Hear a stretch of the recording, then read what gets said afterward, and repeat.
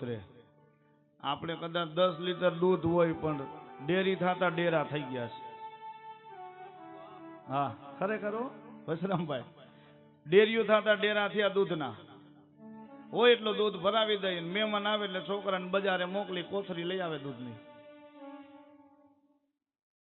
1 litre રાખે, એમાં અડધા લીટરની ચા કરે, એમાં વાળુમાં થોડુંક દે અને વધે એટલું 8 દીનું ભેગું કરીને મેળવણ કરે. એ બોગણી ભેગું કરે અને એ જામર નાખે અને સવારના પોરમાં દધી મંથન કરતા હોય તે જોવું પડે. દેગડી હોય, 2 પગમાં દબાવી હોય, વચ્ચે નાખે ઝેરણી અને આમાં ફેરવતી હોય. બાપુ ઝેરણી શું બોલે ખબર છે? રડશો તો ખાઓ નહીતર ભૂખે મરશો. ઝેરણી આવું બોલે. કોક દી સાંભળજો હવારમાં, રડશો તો ખાશો નહીતર ભૂખે મરશો. પણ સવાર 4 વાગ્યાની અંદર જયારે વલોણા ગાજતા હોય, લાખનું દેણું કાઢશો, લાખનું દેણું કાઢશો, આવું હાલતું હોય. દધી મંથન થાય, લાલાને માખણ આપે છે. લાલો માખણ ખાય. લાલાને નવનીત બહુ પ્રિય છે, માખણ બહુ પ્રિય છે. અને માખણ માટે તો સવારમાં 4 વાગે જાગે. કહેવાનો મારો ભાવાર્થ, કહેવાનો મારો તાત્પર્ય, હવે અખિલ બ્રહ્માંડનો નાથ એ માખણ ખાશે અને માખણ ખાશે ને હવે ગોપીઓના ઘરમાં ચોરી કરવાની કાનાને આદત પડવાની છે. અને ચોરી કરતા શીખડાવે છે, એને જ ભોગવવું પડે છે. તો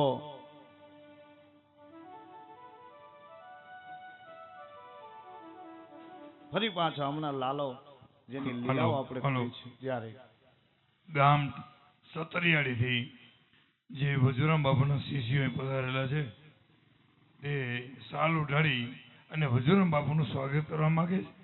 તો રાજુભાઈ સતરિયાળીથી જે પધારે છે અહીં આવે અને વજુરામ બાપુ અહીં આવે. બાપુ 5 મિનિટ લઈ બીજા સંતો આવ્યા છે એને સન્માન લઈ લેજો, એટલે પછી એક ધારો દોર ચાલે. સાહેબ ઉભા થાવ. સાહેબ નું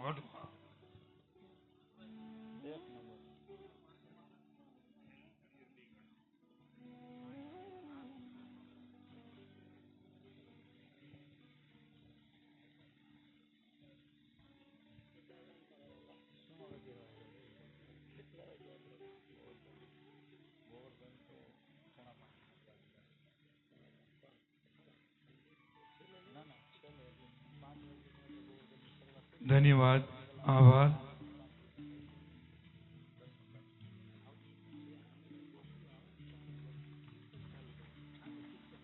ધન્યવાદ, આભાર ભાઈ. જે લાલદાસ બાપુ વક્તા છે એના કોઈ સ્વજનો આવેલા છે, તો કઈક 2-4 વ્યક્તિની વાત સાંભળી અહીંયા આવે તો આપણું સ્વાગત થઈ જાય બાપુ. હા, ધન્યવાદ. મારો પરિવાર આવ્યો છે અને બીજા અમારે કાનદાસ બાપુ અને વીરનગર જે અમારી ગયા વર્ષે કથા હતી એના યજમાન રામજી મંદિરના પૂજારી પૂજ્ય ભૈકુ બાપુ પણ આવ્યા છે. એ બધાને વિનંતી કરી કે ત્યાં આવો અને વજુ બાપુને કયો એનું સન્માન કરે. આવો. હવે અમારે નિરાત સંપ્રદાય એટલે કે જે આ વજુબર બાપુ, આ બાપુ વજુ બાપુ એના આચાર્યો અહીં જે પધારેલા છે એવા નથુરામ મહારાજની વિનંતી કરું.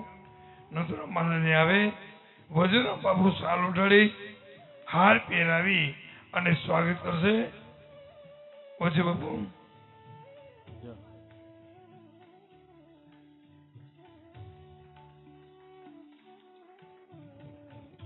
ધન્યવાદ.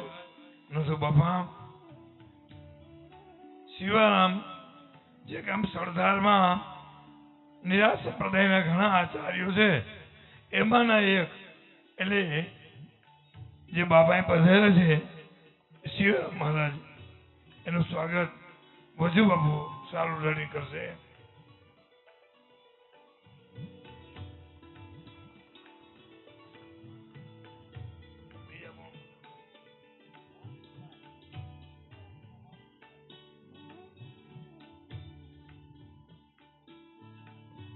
જે મોરબી થોરાડાથી જે અમારા નિરાશ સંપ્રદાયના આચાર્ય વાલજી બાપુ અહીં પધારેલા છે તેનું સ્વાગત વજુરામ બાપુ હાર પીરા વિશાળ લોડિંગ કરશે. ધન્યવાદ બાપુ, આભાર.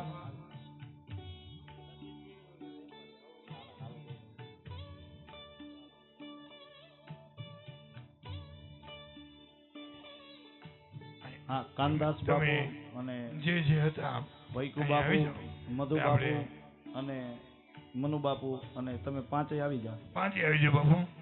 આપણે પાંચે પાંચનું સ્વાગત કરીશું છે બાપુ. જય હો. અને લોધીડાથી અમારે મહંત ગિરીશ બાપુ દાણીધારિયા પણ પધાર્યા છે, તો એમને પણ વિનંતી કરી કે તમે જાઓ ને તમારું સન્માન લઈ સન્માન કરી નાખી બાપુ. આવો જય હો. ધન્યવાદ. હા, તો વસરામભાઈ ગુરુ પરંપરા હોય ને ત્યાં સન્માન હોય, નકર કે હું નકરું આ આદરું જ તમે.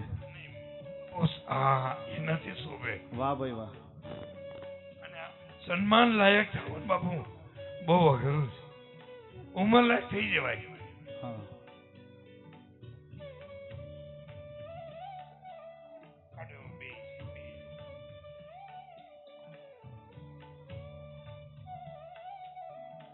ઈ બાપુ જો તુલસીની માળા એની હાથે બનાવીને અમારા આખા સમાજને પહેરાવે છે. વાહ વાહ, ધન્યવાદ બાપુ.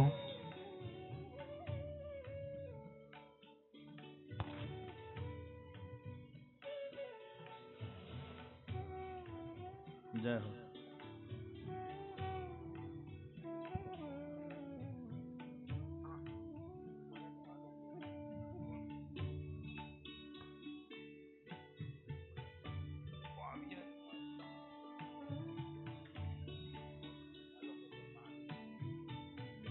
આલોકેશ્વર મહાદેવના મહંત શ્રી પધારેલા છે, તો તેને વિનંતી કરું. આલોકેશ્વર મહાદેવના મહંત શ્રી અહીં પધારેલા છે, તો અહીં આવે અને વજુરામ બાપુનું સ્વાગત કરશે.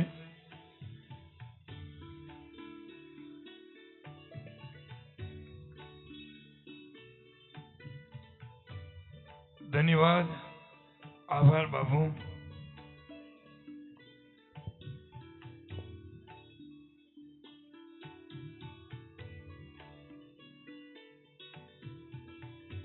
હા, બીજા કોઈ સંતો રહી જતા હોય તો અહીંયા જાણ કરજો. જાણ કરજો, કારણ કે અમને પૂરી ખ્યાલ હોય ને એની પાછળ બેઠા હોય, કારણ કે આપણે અહીં હરેક સંતોના ખરેખર આપણે સન્માન કરવા પડે. આ આશ્રમ છે, ગુરુ પરંપરા છે, માટે કોઈ અમને ધ્યાન ન હોય તો ધ્યાન દોરજો. અમારા વિસ્તાર એટલે કે થોરાડાના જે સંતો પધારેલા છે, જેના નામ છે કંકોત્રીમાં, પણ એને તો હરખાએ કરી સન્માન કરવું છે. એટલે મારા બાપ. ધન્યવાદ, આભાર બાપુ. જય હો.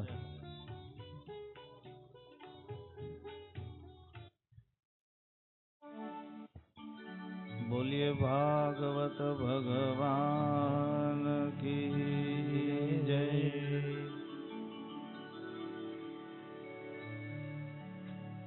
સાધુડા પધાર્યા લાખા મારે આંગણે. સાધુડા પધાર્યા મારે આંગણે. સાધુડા પધાર્યા મારે આંગણે. સાધુડા પધાર્યા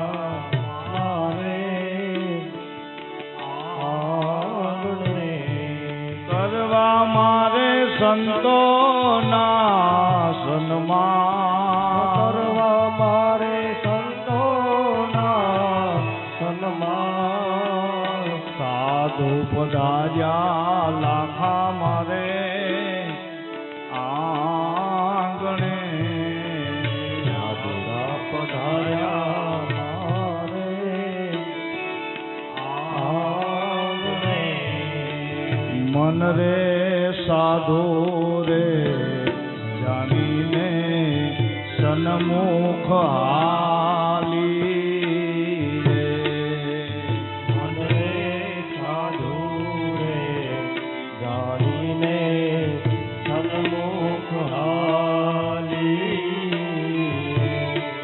ડગલે પગલે યજ્ઞ ફળ હોય સામૈયા મારા ગુરુદેવ સમયા મારા ગુરુદેવ હે સમૈયા મારા ગુરુદેવ મન રે કંકુરે ભરેલી આ કંકાવટી મન રે કંકુરે એ ભરેલી આ કંકાવટી રે હે મન કંકુરે ભરેલી આ કંકાવટી ડગલે પગલે કાંઈ યજ્ઞ ફળ હોય સામૈયા મારા ગુરુદેવ હે સમયા મારા ગુરુદેવ હે સમૈયા મારા ગુરુદેવ